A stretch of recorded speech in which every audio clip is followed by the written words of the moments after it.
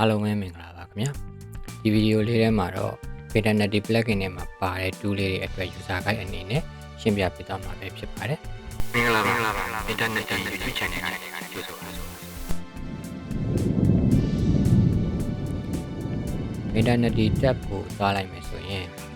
ဘယ်ဘက်အစွန်ဆုံးမှာ about ဆိုတဲ့ panel လေးရှိတယ်အဲ့ဒီထဲမှာ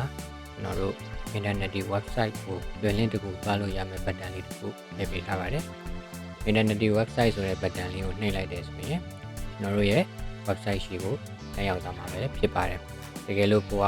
နောက်ထပ်တစ်ထွက်တဲ့ plugin တွေ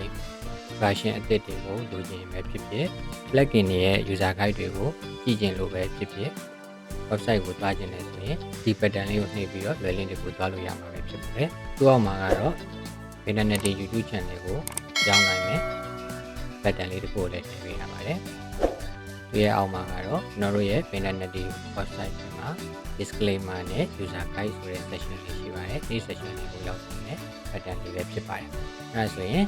ကျွန်တော်တို့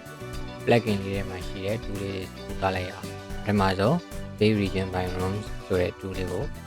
ကျွန်တော်ကြည့်ကြည့်အောင်။သူကတော့ room ရဲ့ boundary ပေါ်မူတည်ပြီးတော့Page region တွေကို create လုပ်ပေးမှာပဲဖြစ်ပါတယ်။အဲဒါကြောင့် room ရဲ့ boundary ကအရေးကြီးပါတယ်။ကျွန်တော်ကအရင်ဆုံးချိုးပြီးတော့ room လေးတွေကို create လုပ်ထားပါတယ်။အဲဒီ room လေးတွေရဲ့ room boundary လေးတွေညီညာနဲ့တက်တက်ရရရှိဖို့အတွက်ကျွန်တော်က room separation line ကိုသုံးပြီးတော့ data ဆွဲထားပါတယ်။ပြီးရင်သူ့ဘေးနားမှာရှိတဲ့ wall တွေအကုန်လုံးရဲ့ room boundary ကိုလည်းကျွန်တော်ပိတ်ထားပါတယ်။တကယ်လို့ room boundary မပိတ်ထားဘူးဆိုရင်သူကကျွန်တော်ဆွဲထားတဲ့ room separation line တွေကိုသွားပြီးတော့တက်ရောက်မှာမလို့ကျွန်တော်က room boundary ကိုပိတ်ထားခြင်းဖြစ်ပါတယ်။အဲဒါဆိုရင်ကျွန်တော်တို့ Page Region by Room ဆိုတဲ့ tool လေးကိုယူလိုက်မယ်။ room ကို select မှတ်ခိုင်းတာမလို့ကျွန်တော်က select ဆိုတဲ့ button လေးကိုနှိပ်ပြီးတော့ room တွေကို select မှတ်ပေးလိုက်ပါမယ်။ပြီးရင်ဒီက finish ဆိုတာလေးကိုနှိပ်ပေးလိုက်မယ်။ Page Region type ကိုဒီမှာရွေးမယ်။ပြီးရင် create ဆိုတဲ့ button လေးကိုနှိပ်လိုက်မယ်။အဲဆိုရင်တော့ကျွန်တော်တို့ select မှတ်ထားတဲ့ room တွေပေါ်မူတည်ပြီးတော့ Page region လေးတွေရသွားမှာပဲဖြစ်ပါတယ်။ room ရဲ့ boundary ပေါ်မူတည်ပြီးတော့ Page region လေးတွေကို create လုပ်သွားမှာပဲဖြစ်ပါတယ်။ Bin modeler ရဲ့ text တွေထဲမှာအထူးသဖြင့် Archi bin modeler တွေဆိုရင် room ရဲ့ finishing တွေဆွဲရတာများပါတယ်။ wall finishing, floor finishing, ceiling စသဖြင့်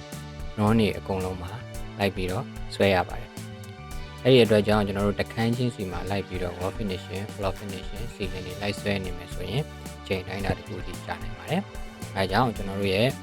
plugin လေးထဲမှာ walls from Page region, floors from Page region နဲ့ ceilings from Page region ဆိုပြီးတော့ tool လေး၃ခုထည့်ပေးထားပါတယ်။သူတို့ကတော့ Page region ပေါ်မူတည်ပြီးတော့ finishing တွေကိုဆွဲပေးမှာပဲဖြစ်ပါတယ်။ပထမဆုံး walls from Page region ကိုစမ်းသုံးကြည့်အောင်။ကျွန်တော် tool လေးကိုယူလိုက်မယ်။ select Page region ဆိုတဲ့အတွက်ကြောင့် select ဆိုတဲ့ button လေးကိုနှိပ်ပြီးတော့ Page region တွေကိုကျွန်တော် select မှတ်ပေးလိုက်ပါမယ်။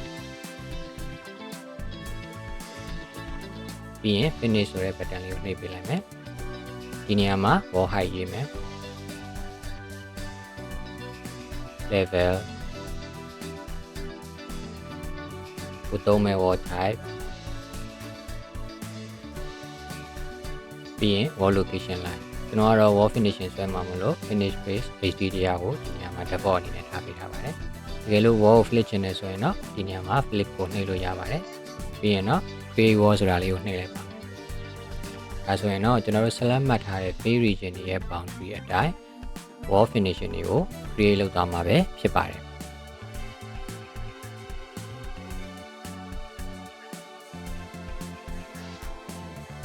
ဒီreview မှာလည်းတစ်ချက်သွားကြည့်အောင်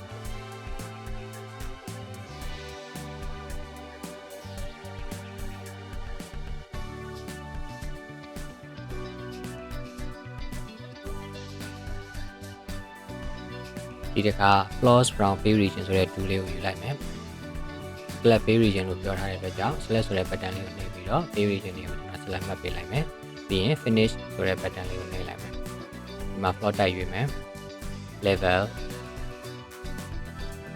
ပြီးရင် high offset from level ဆိုတဲ့နေရာမှာကျွန်တော်တို့က floor ကို drop လုပ်ချင်တာလား raise လုပ်ချင်တာလားပေါ်မူတည်ပြီးတော့ value လေးရိုက်ထည့်မယ်။ပြီးရင် create floor လို့ပြောလိုက်မယ်။ဒါဆိုရင်တော့ကျွန်တော်တို့ select မှတ်ပေးထားတဲ့ Page region ရဲ့ boundary အတိုင်း floor finishing တွေကိုဖန်တီးပေးသွားမှာပဲဖြစ်ပါတယ်။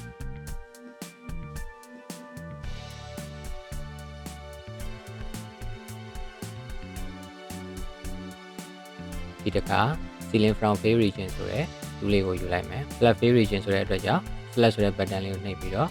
fill region လေးတွေကို select မှတ်ပေးလိုက်မယ်ပြီးရင် finish ကိုနှိပ်လိုက်မယ်ဒီမှာ ceiling type ယူရမယ် level ceiling height ကိုဒီမှာရေးမယ်ဒီမှာ wall finishing thickness ဆိုတာလေးကျွန်တော်ထည့်ပေးထားတယ်သူကဘာလို့ဆိုလိုတာလဲဆိုတော့ဒီနေရာမှာဒါ wall finishing thickness က0ဒါဆိုရင် wall finishing နဲ့ ceiling နဲ့ overlap ဖြစ်နေမှာဖြစ်ပါတယ်ကျွန်တော်တို့က ceiling တွေကိုဆွဲတဲ့အခါမျိုးမှာ wall finishing ရဲ့အတွင်းဘက်ကနေပြီးတော့ပဲဆွဲရတာဖြစ်ပါတယ်အဲဒါကြောင့်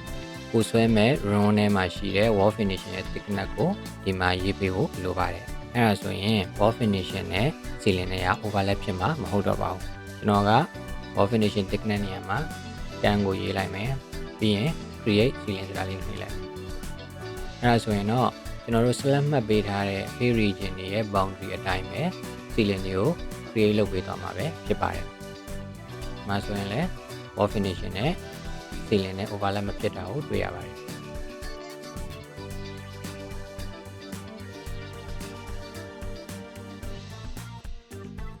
ကျွန်တော်တို့ဒီ short drawing ပြင်နေတဲ့အချိန်မျိုးမှာ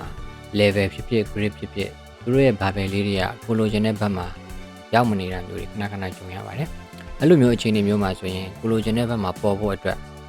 grid ဒါမှမဟုတ် level အဲ့ဒါတွေကိုတစ်ခုချင်းစီ select မှတ်ပြီးတော့ barbell လေးတွေကို on off လုပ်ပေးဖို့လိုပါတယ်။ကိုလိုချင်တဲ့ဘက်မှာ on မယ်ကိုမလိုချင်တဲ့ဘက်မှာ off မယ်ဒါမျိုးကို level တွေ grid တွေတစ်ချောင်းချင်းစီကိုလိုက်ပြီးတော့ select မှတ်ပြီးတော့လုပ်ရတာဖြစ်ပါတယ်။ဒါဆိုရင်ကျွန်တော်တို့အချိန်ကြာမှာပဲဖြစ်ပါတယ်။အဲကြောင့်ကျွန်တော်တို့ရဲ့ Finality plugin ထဲမှာဒီ tool လေးနှစ်ခုကိုထည့်ပေးထားပါတယ်။အရင်ဆုံးကျွန်တော်တို့ flip level ဘာပဲဆိုတာလေးကိုစမ်းသုံးကြည့်အောင်။ကျွန်တော် tool လေးကိုနှိပ်လိုက်မယ်။ပြီးသွားရင်ကို flip လုပ်ချင်တဲ့ level တွေအကုန်လုံးကို select မှတ်ပေးလိုက်မယ်။ပြီးရင် finish ဆိုတဲ့ button လေးကိုနှိပ်လိုက်မယ်။ဒါဆိုရင် level တွေကျွန်တော်တို့ select မှတ်ပေးထားတဲ့ level တွေရဲ့ဘာပဲလေးတွေကခြားတစ်ဖက်ကို flip လုပ်သွားမှာပဲဖြစ်ပါတယ်။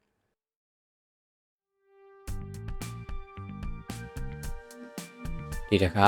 flip grid barbell ဆိုတဲ့ tool လေးကိုသုံးကြည့်ရအောင် tool လေးကိုကျွန်တော်ယူလိုက်မယ်သူက select grid လို့ပြောထားတဲ့အတွက်ကြောင့် select ဆိုတဲ့ button လေးကိုနှိပ်ပြီးတော့ကျွန်တော် flip လုပ်ချင်တဲ့ grid တွေအကုန်လုံးကို select မှတ်လိုက်ပါမယ်ပြီးရင် finish ဆိုတဲ့ button လေးကိုနှိပ်လိုက်မယ်ပြီးရင်တော့ flip ဆိုတဲ့ button လေးကိုနှိပ်လိုက်မယ်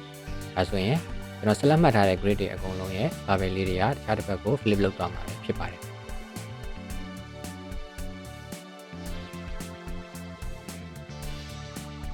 ခါတလေကြရင်ကျွန်တော်တို့က link ချိတ်ထားတဲ့ model တွေက element တွေကိုကျွန်တော်တို့ရဲ့ model တွေကို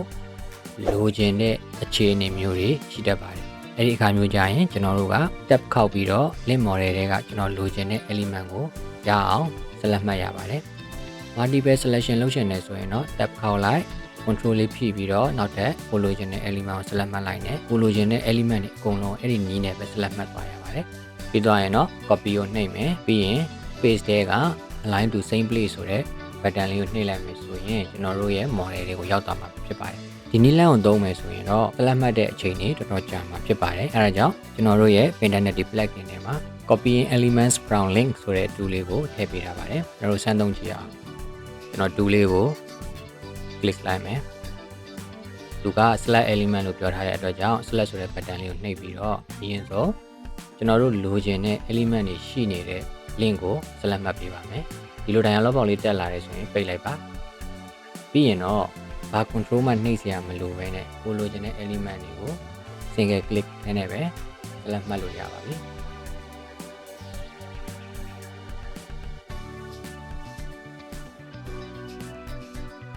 ကိုလိုချင်တဲ့ element တွေရပြီဆိုရင်တော့ finish ဆိုတဲ့ button လေးကိုနှိပ်ပါမယ်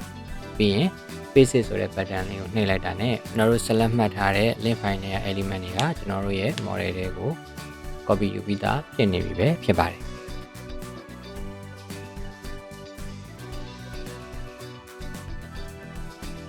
ကျွန်တော်တို့ရဲ့ Finality plugin လေးကို Revit 2022.1.8 နဲ့အထက်မှာစပြီးတော့ကောင်းကောင်းသုံးလို့ရမှာဖြစ်ပါတယ်ကိုယ့်ရဲ့ Revit version ကိုစစ်ရှင်နေဆိုရင်တော့ Revit ဖွင့်ထားတယ်ဆိုရင်ညာဘက်အပေါ်လေးမှာ help ဆိုတဲ့ button လေးဘေးမှာ drop down arrow လေးရှိပါတယ်အဲဒီ arrow လေးကိုနှိပ်လိုက်မယ်ပြီးသွားရင်အောက်ဆုံးမှာ about Autodesk Revit ဆိုပြီးတော့ရှိပါတယ်အဲ့ဒါလေးကိုနှိပ်လိုက်ပါအဲ့ဒါဆိုရင်ကျွန်တော်တို့ဒီနေရာမှာ Revit version ကိုတေချာမြင်ရပြီပဲဖြစ်ပါတယ်ကျွန်တော်အခုပြထားတဲ့ version က Revit 2022.1.80.32 ဆိုတဲ့ version လေးဖြစ်ပါတယ်ဒီ version နဲ့ new ဖြစ်တဲ့ version တွေမှာတော့ဆမ်းပြီးတော့သုံးကြည့်ပေးပါအဆင်မပြေတာလေးတွေကို comment မှာရေးပေးလို့ရပါတယ်အဆင်မပြေတဲ့ error တွေကိုပြင်ပြီးတော့ plugin version အသစ်အနေနဲ့ထပ်ထုတ်ပေးဖို့အစီအစဉ်ရှိပါတယ်ဒီ version ထက် older ဖြစ်တဲ့ version တွေမှာတော့ Revit ရဲ့ API limitation ကြောင့်ကျိုးသော tools တွေကအလုပ်ဖြစ်မှာမဟုတ်ပါဘူး See you in the next video